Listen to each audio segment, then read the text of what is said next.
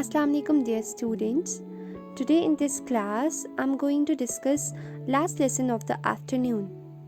It's a poetry and it's written by D.H. Lawrence. In this video we will discuss about stanza wise summary, poetic devices, difficult words, their meanings and rhyming scheme. इसमें partial rhyming use की गई है, पूरी rhyming scheme use नहीं की गई है।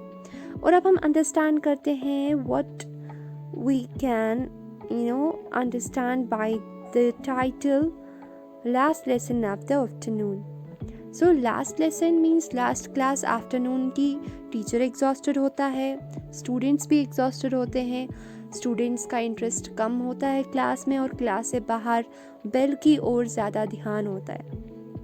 Teacher बहुत कोशिश करता है कि वो उसके लेक्चर पे, उसके लेसन पे अटेंटिव रहे, अटेंशन दे, इंटरेस्टेड अपने लेसन को बनाए। बट टीचर कहता है कि मैं थक चुका हूँ, now I am not able to inspire them, कि वो अपना ध्यान अपनी क्लास की ओर दे, अपनी पढ़ाई की ओर दे। तो यही है इस पोइट्री की फाउंडेशन, इसका central idea, that the poet thinks that teacher and students both are in the class, but their purpose of being in the class is meaningless because they are not interested in gaining the knowledge, and also teacher is not able to transfer or share his knowledge with the students. Both are exhausted. Fine, let's start. When will the bell ring and end this weariness? How long have they tugged the leash and strained apart my pack of unruly horns? I cannot start then again on a quarry of knowledge they hate to hunt. I can haul them and urge them no more. Weariness means fatigue, extreme tiredness, थका हुआ बहुत ज़्यादा, ठीक है। Tugged means to pull, leash means पट्टा जो हम किसी एनिमल के गर्दन पे बांधते हैं, ठीक है। Please write down the word meanings. Strained apart means forced, unruly means indisciplined, और डिसऑर्डरली स्टूडेंट्स। हॉर्न्स यहाँ पर हॉर्न्स का मतलब स्टूडेंट्स है, ठीक है। Then next one is curry of knowledge. Curry means यहाँ पर extract करना, ठीक है। Haul means to pull something. Urge means force करना, ठीक है। अब हम समझते हैं कि यहाँ पर poet क्या कहना चाहते। Poet is waiting when the bell will ring. और वो जो थका है, क्लास में बहुत ही थक चुका है, इरिटेटेड है, और इस थकावट पे क्या लगेगा? फुल स्टॉप, एंड, ठीक है। कहते हैं पोइट कि कब तक मैं इन स्टूडेंट्स को फोर्सली क्लास में रखूँगा, और ये जो स्टूडेंट्स हैं, इनडिसिप्लिन स्टूडेंट्स हैं, इनसे मैं कैसे अब फिर से नॉलेज शेयर करूं, वो नॉलेज जिसमें वो लोग नॉलेज हासिल करने में they are not interested, they hate to gain the knowledge, ठीक है। कहता है कि मैं उनको फिर से बांध के और फिर से फोर्स करके नहीं रखना चाहता। I can't force them to gain the knowledge, okay. Next one. अच्छा, एक चीज़ यहाँ पर वेरीनेस का जो राइम है कोई नहीं बनता है, खाली अगर आप लास्ट वाले वर्ड्स में देखोगे पार्शियल राइमिंग हो रही है, अपार्ट स्टार्ट, ठीक है। तो हर एक लाइन में आपस में राइमिंग स्कीम नहीं है, पार्शियल राइमिंग है, ठीक है। कहीं पर राइमिंग है और कहीं पर राइमिंग स्कीम नहीं है, ठीक है। सो यहाँ पर क्या है? Apart start. Okay dear students, let's move. No longer now can I endure the burnt. यहाँ पर बर्न्ट की स्पेलिंग मैंने गलत लिखी है, it's BRUNT, fine. No longer now can I endure the burnt of the books that lie out of the desk. a full of 60 of several work that they have offered me. I am sick, and what on earth is the good of it all? What good to them or me, I cannot see. Fine. Endure means suffer or undergo. ठीक है. Burned means stress or the main force of something unpleasant. कोई चीज़ forcefully करना जो आपको बिल्कुल पसंद नहीं है लेकिन आपको वो काम वो चीज़ करनी पड़ रही है. ठीक है. 60. 3 means 3 and score means 20. That means 60. Fine. तो पोइट यहाँ पर कहते हैं, और कोई डिफ़िकल्ट वर्ड नहीं है. ठीक है. पोइट कहता है कि बस बहुत हो गया, अब मैं और ज़्यादा सफ़र बर्दाश्त नहीं कर सकता, अब मैं ज़्यादा स्ट्रेस नहीं बेयर कर सकता. किन का? उन किताबों का जो स्टूडेंट्स के टेबल के सामने है.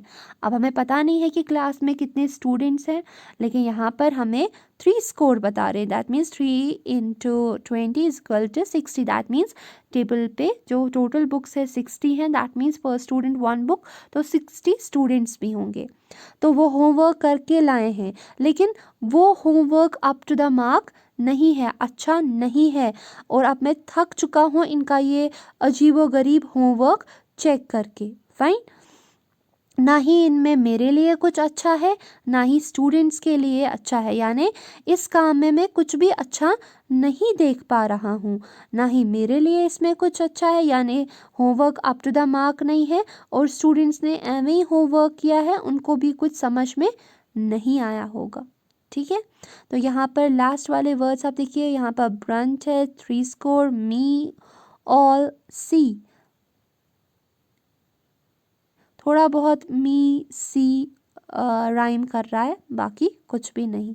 ठीक है dear students, let's move. So shall I take my last dear fuel of life to heap on my soul, and kindle my will to a flame that shall consume their dross of indifference, and take the toll of their insults in punishment? I will not.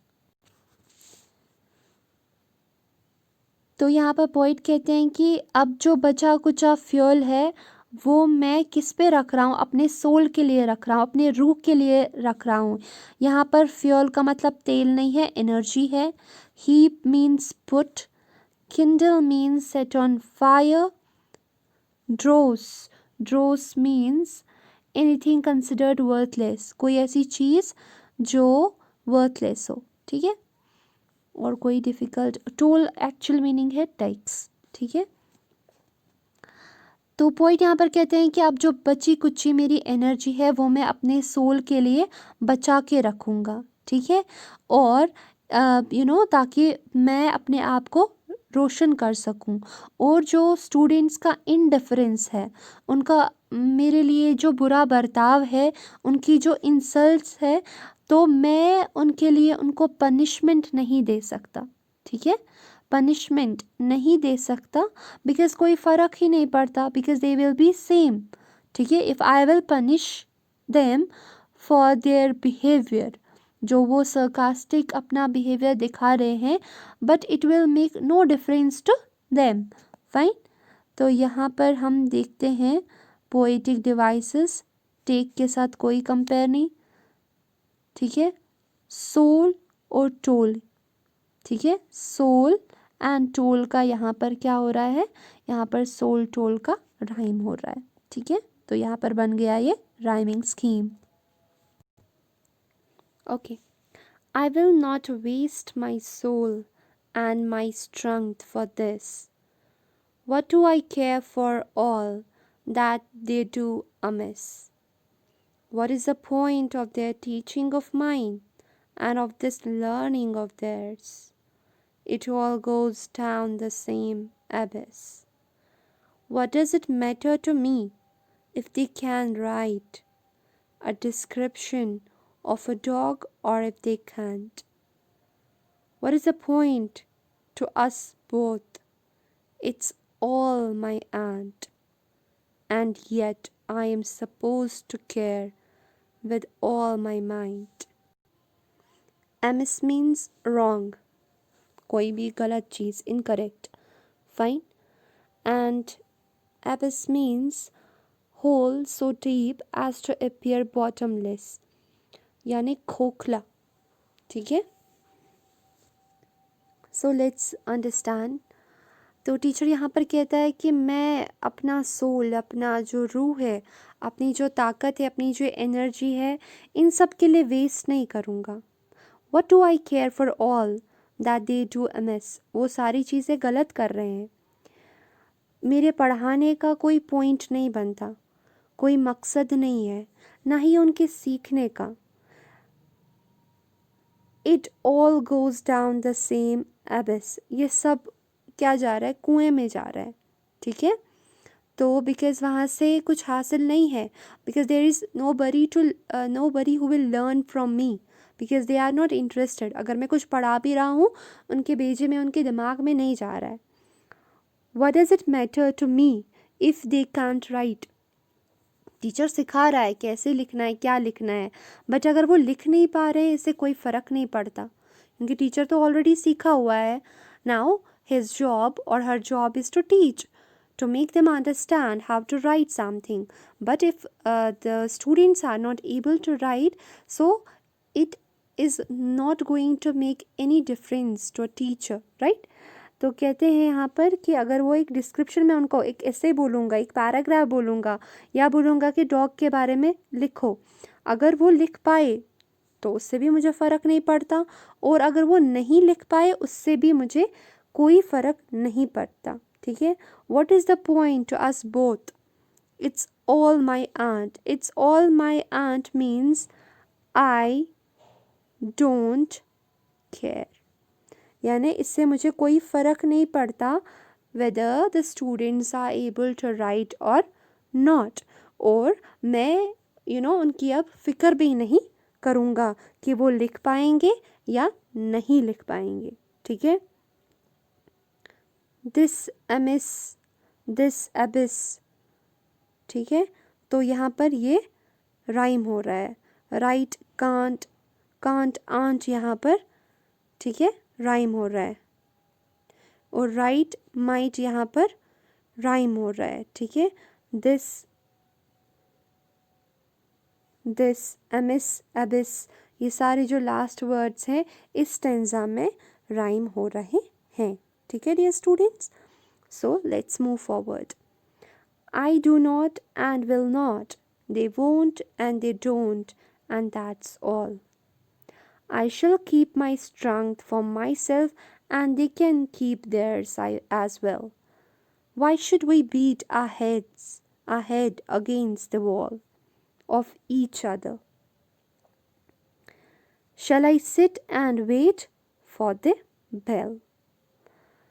तो यहाँ पर कोई difficult word तो नहीं है, बस rhyming scheme है all, wall, well, bell. ठीक है डियर स्टूडेंट्स. तो यहाँ पर जो टीचर है वो कह रहा है कि I don't and I will not, मैं पढ़ा नहीं रहा और आगे भी नहीं पढ़ाऊँगा. वो नहीं पढ़ रहे हैं और आगे भी नहीं पढ़ेंगे, बस यही सब है. मैं जो अपनी एनर्जी है वो अपने लिए बचा के रखूँगा और वो अपनी एनर्जी अपने लिए बचा के रखेंगे. हम क्यों दीवार पे मैं क्यों अपना सर दीवार पे पटकूं, मारूं. ठीक है. बिकॉज़ वहाँ से कुछ हासिल नहीं हो रहा है मुझे. ठीक है. मुझे बैठना चाहिए और बेल का वेट करना चाहिए और फिर मैं घर जाऊंगा. दैट मीन्स कि अगर वो पढ़ाएगा उस आधे एक घंटे में, उसको पढ़ाना नहीं चाहिए, बिकॉज़ वहाँ कोई सीखने के लिए बैठा ही नहीं है. ठीक है. तो थोड़ा सा मैं आपको बता रही हूँ इनके जो पोइटिक डिवाइसेस हैं. आपने पढ़ा होगा कि metaphor, right. Metaphor means comparison. ठीक है. एक सिमिली होता है जहाँ पर हम लाइक और एज यूज़ करते हैं, लेकिन मेटाफर में जो कंपैरिजन वर्ड्स हैं कुछ मैं आपको यहाँ पर बता रही हूँ. Tug the leash, unholy horns, horns को कंपेयर किया गया है स्टूडेंट्स के साथ. ठीक है, जो पट्टा एनिमल्स को बांधते हैं, यहाँ पर बोला गया कि स्टूडेंट्स को आप पट्टा बांध के रखो, ठीक है, क्लास में ये टीचर कह रहा है ऐसे ही। तो ऐसे ही सब पोएटिक डिवाइसेस है। इसके बाद मैं आपको बोलती हूँ एलिट्रेशन। हम एलिट्रेशन किसे कहते हैं? जहाँ पर सेम साउंड या सेम लेटर के वर्ड्स जो हैं वो बार बार क्या हो रहे हैं, रिपीट हो रहे हैं, उन्हीं को हम कहते हैं एलिट्रेशन। फाइन। यहाँ पर जैसे आप देख सकते हो बर्न्ट बुक्स, तो जो बी वर्ड का है साउंड वो बार बार क्या हो रहा है, वो बार बार रिपीट हो रहा है। ठीक है, आगे भी आप देख सकते हो, अगर कहीं पर बार बार रिपीट हो रहा है तो वहाँ पर हम आपको बता देंगे, आप खुद भी ढूंढ सकते हो। हर वीडियो में जो भी पॉइंट्स मैं पढ़ाती हूँ वहाँ पर मैं आपको साथ साथ बताती हूँ कि कहाँ पर क्या है। ठीक है डियर स्टूडेंट्स। और उसके बाद और एक पोएटिक डिवाइस है जिसको कहते हैं एनजैम्पमेंट। ENJAM, it can be, it's a new word for you. ठीक है, एनजैम्पमेंट क्या होता है? जहाँ पर जो सेंटेंस है वो कंटिन्यू होगा नेक्स्ट लाइन में, कोई पॉज नहीं होगा, या कुछ जो कपलेट होते हैं या स्टेंजा में क्या होंगे, वो जो लाइंस होती हैं पोएट्री के वो एक दो लाइंस में कंटिन्यू होंगे। और यहाँ पर बहुत सारे लाइंस में ऐसा है, ठीक है, वो मैं आपको बताती हूँ। जैसे यहाँ पर है of the books that lie out of the desk a full of 3 score, फिर कंटिन्यू हो रहा है नेक्स्ट लाइन में ऑफ सेवरल वर्क। ठीक है, ऐसे ही मैं आपको बता रही हूँ। ये एक हमने देखा, और इसके बाद भी कुछ वर्ड्स हैं यहाँ पर, सोशल आई टेक, फिर नेक्स्ट लाइन में continue my last their fuel. That means ये क्या हो रहे हैं, बार बार इनका सेम ही जा रहा है। पन मीन्स डबल मीनिंग।